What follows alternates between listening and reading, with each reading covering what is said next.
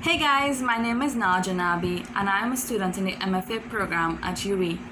Today I'll be reading a series of untitled flash fiction pieces that I have put together, and I really hope that you enjoy it. Untitled 1. She was a cloud descended, element of air becoming earth, moving between the grass blades, the ferns and the flowers, the white dress lilting at her knees, body turning into paws raised and rising like the peaks atop the mountain. She moved soft, her feet slow dragging, each step a kiss, a sacred prayer, searching through the foliage till she found the stream, till her body found its place at the water's edge, amongst the dirt, pebbles and crumbs, nail skin and loose hair becoming blissful in a total blemishing. Untitled 2. The fabric so tight that it looks almost painted on her body is meant to be a flag of freedom, liberation from confinements, work, family, eat, sleep. Endless cycles leading to nothingness. Her own humanity wasted as the days roll on and time blurs over sunset after sunset. Tonight she awakens after a long dream, restless and insatiable for something more. She searches long, eventually finding it at the bottom of the night, where bodies come alive on a strobe-lit floor and meld, one into the other.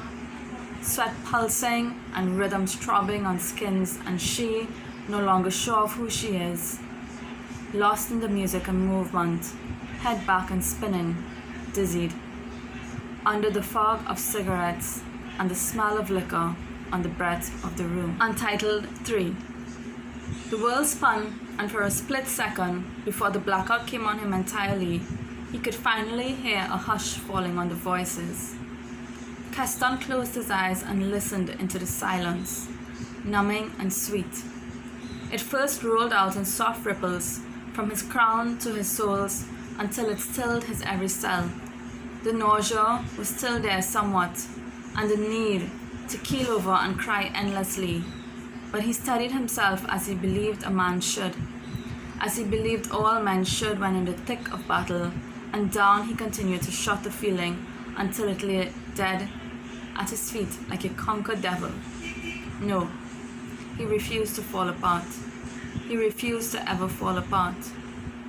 The quiet would do him just fine, and in it he would listen to the release of his pain. Yes, tomorrow he would see the man again, his grandfather, and he would be reminded of all the ways it hurt, of all the ways an innocent little boy could hurt. But that was for tomorrow. Today was for breathing and for peace. He closed his eyes and fell back as the bottle slipped from his hand, soaking the mattress. Untitled 4. Having poured out my soul, I wander through its liquid skin, searching for the words to tell my lover that has gone before me, this is it, I am done. I have no more to receive or to give. But before that, please kiss my hand, mark it with love bites that will fade, just one more time. His trail is forward. In the ears of another he will repeat the same tone spoken to me. Her smile will coil and twist in the return of his hello. It will weep for his eventual goodbye. Yet as for me, I remain here, behind, leaning into the chill of the river bleeding from my eyes. I am emptied out of the man, my muse and my monster. I will lay here and breathe and cease to think of him. I will lay here and breathe and find myself full. A new lover comes before me. It is the mossy stones and the verdant trees, the parrots calling the evening home, my own hands shivering alive in the cold stream of the river. Untitled 5. She stands in the shadows and strips herself of everything except the remaining bits of her dignity. Ripped apart, she has managed to keep these last pieces tight, somehow. Most days she isn't even sure how or why it has remained with her, but it is there. In the swallowing darkness, everything is lost except it. Her frail frame, the purple welts, the cuts, the bruised and rebruised skin. Everything is exposed, everything is consumed by that omnipresent black that has fallen upon the world.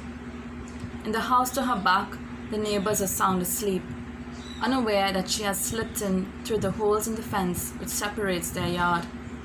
She perches on the cold tiles looking to the upstairs of the house next door, where her children lay quiet in their room. Her eyes follow to the kitchen window where the food is neatly packed away in the fridge, and then to the washed clothes which billow on the line outside.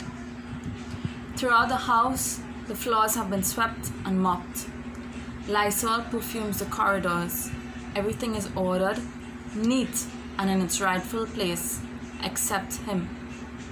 She takes the first step into the pool water, sinks her head and releases the memory of his feet tiptoeing out a gently opened door.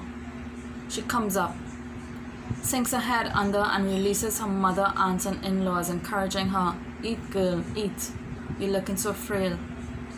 She sinks her head and releases the sound she cannot yet describe, the sound she is wanting to drown. His belt grating her back, her shoulders, her lip skin. His fist pounding on her cheeks, his fingers squeezing her throat. She sinks further and further. When she comes up, she takes a deep breath and she stares at the sky, noticing, for the first time that evening, the flickering glow of the stars. So that's it, and I really hope you enjoy the rest of Campus Literature Week. Ciao!